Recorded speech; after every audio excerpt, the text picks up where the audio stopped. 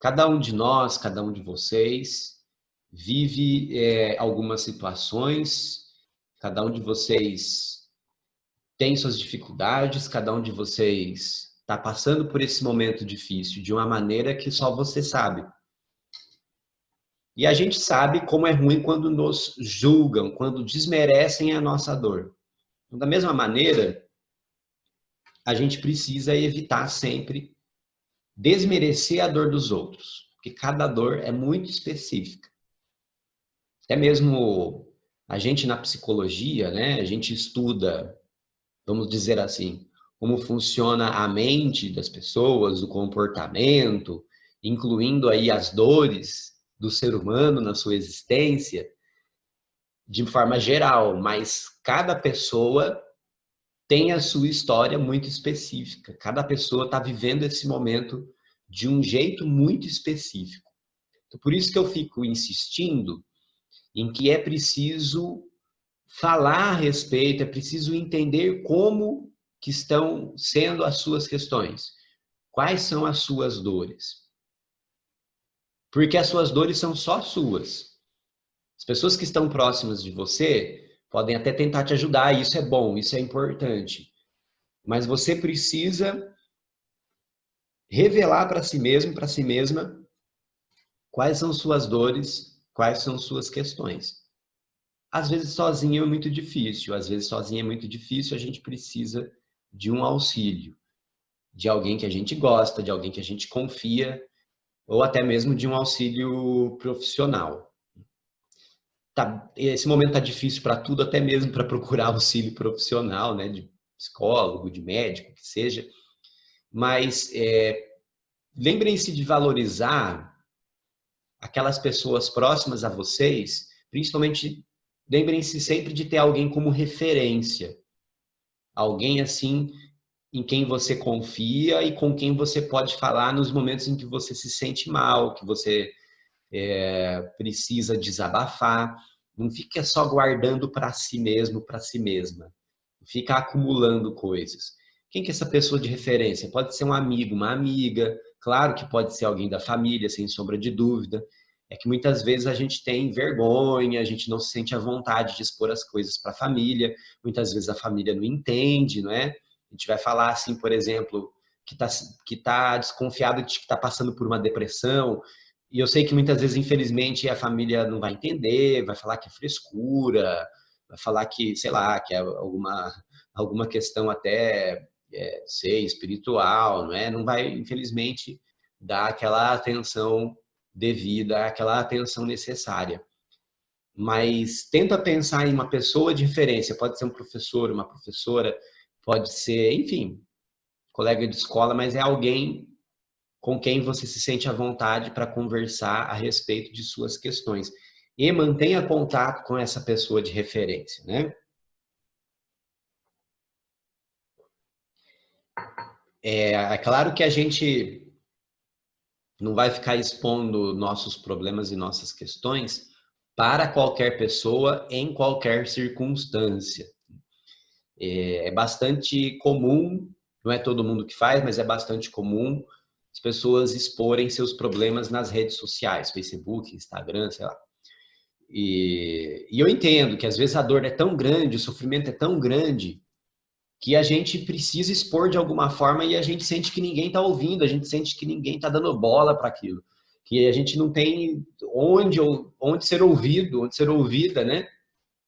A gente não tem a quem recorrer, para que lado correr, fica uma sensação que está apertado, que a gente está numa gaiolinha estreitinha, que a gente não tem espaço nem para respirar. Tem até gente que relata devido à questão, principalmente da ansiedade, essa falta de ar, essa sensação de que o fôlego está curtinho, de que está tudo apertado, não é? E de fato é uma coisa muscular até quando a gente, em certas situações de muita tristeza, de ansiedade, a musculatura de fato ela se contrai, então a gente sente apertado, assim, a gente sente a respiração curta, porque a musculatura do diafragma, que é aqui na chamada boca do estômago, né, ela, ela fica curta, ela fica estreita, ela fica rígida, enrijecida, assim, né? Então a gente corre desabafar em qualquer lugar, e aí eu vejo às vezes as pessoas desabafando em redes sociais, né? Qual que é a questão de desabafar em redes sociais? É que ali está público o seu desabafo e pode ser que alguém não respeite o seu momento, tire sarro, fale coisas que você não gostaria de ouvir.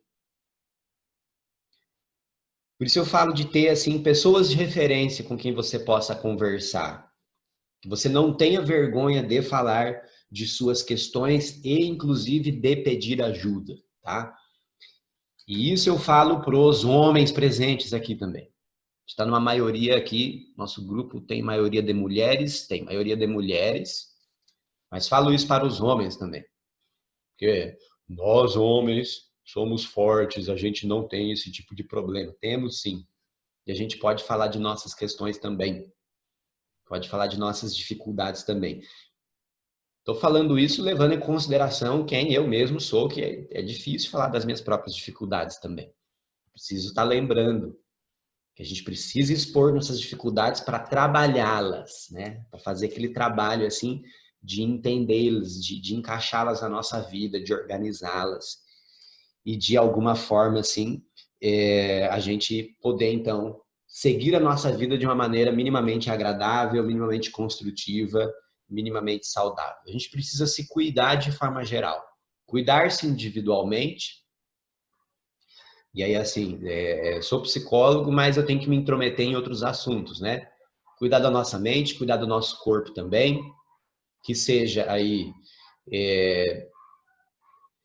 uma atividade física mínima, se alimentar adequadamente, tomar água, né? Tem que lembrar de tomar água.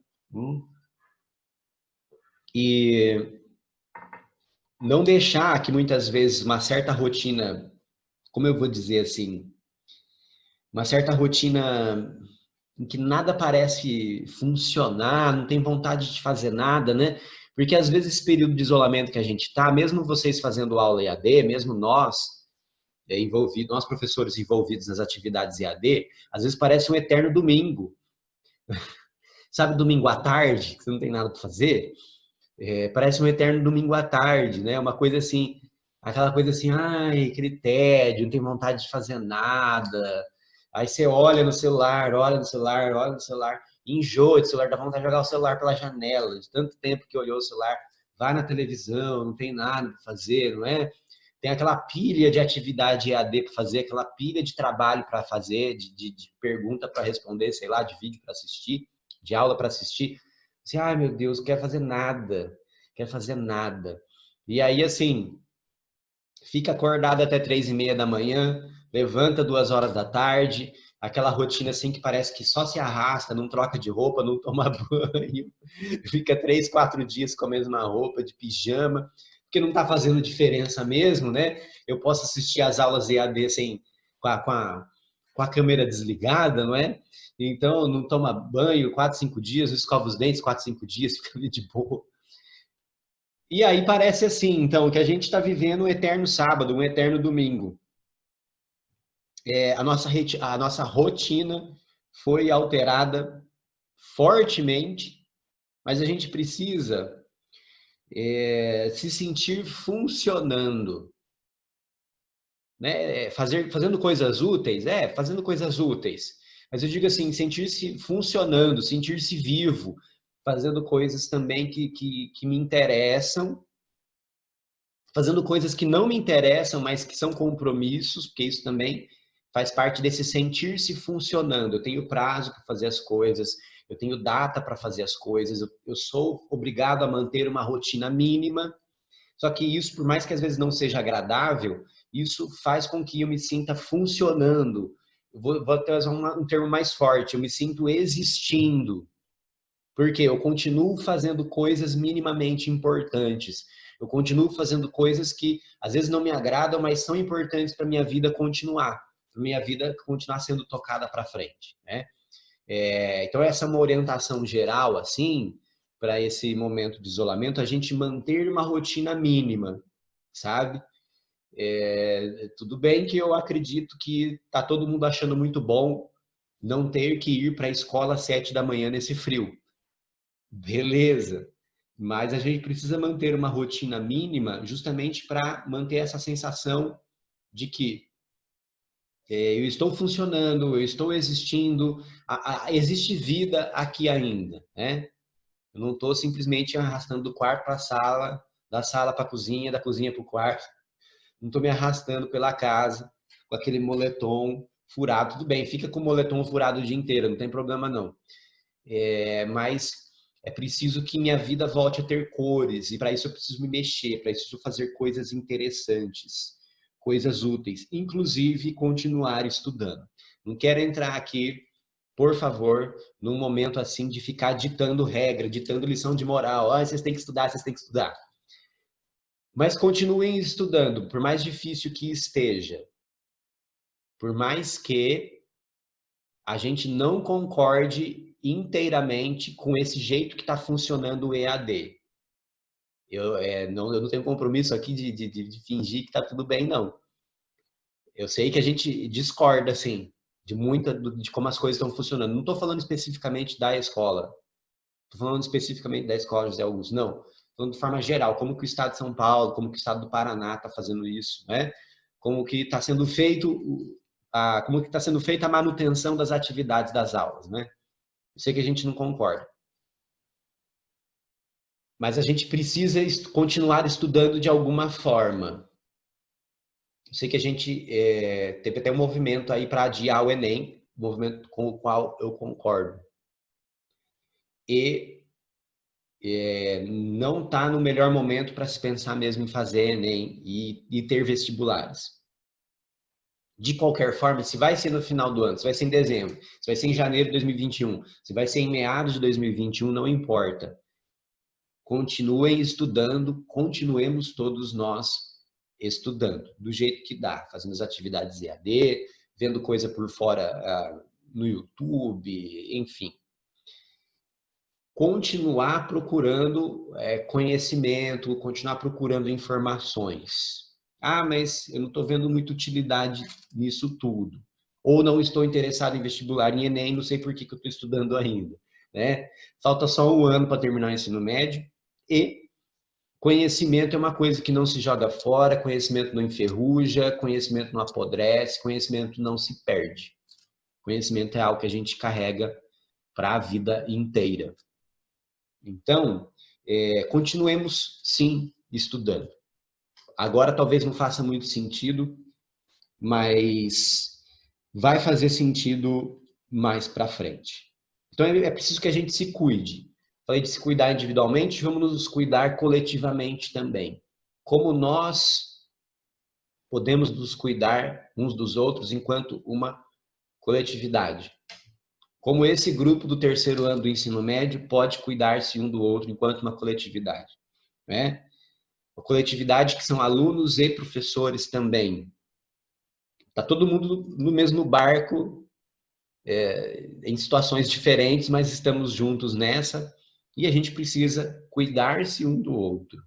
A escola, enquanto uma comunidade, cuidar-se um do outro, né? Quem já viu falando em outros momentos sabe que eu sempre falo isso. Por quê? Porque o ser humano é um bicho social. Eu não lembro se vocês têm aula de filosofia ou algo assim, né? Que fala que o ser humano é um animal político. O Aristóteles disse isso, né? Que isso quer dizer? Que o ser humano precisa do outro ser humano. Alguns gostam menos de outros seres humanos, né? Alguns gostam menos de estar com pessoas, eu entendo. Mas todo mundo precisa desse cuidado mútuo, um cuidar-se ao outro, uma condição existencial fundamental para nós. O cuidar-se de si e cuidarmos uns dos outros. Não é cuidar da vida dos outros, não, tá? É a gente se cuidar mutuamente, se importar um com o outro. Eu sei que é difícil, e não estou falando aqui como uma coisa assim, uma coisa inspirada, assim, e não tem receita para isso. É um ideal, é uma coisa que a gente precisa ter como ideal para guiar nossas ações, para guiar nosso comportamento, para guiar a forma como a gente se relaciona, principalmente nesse momento difícil que a gente está passando, para que a gente passe razoavelmente bem por esse momento.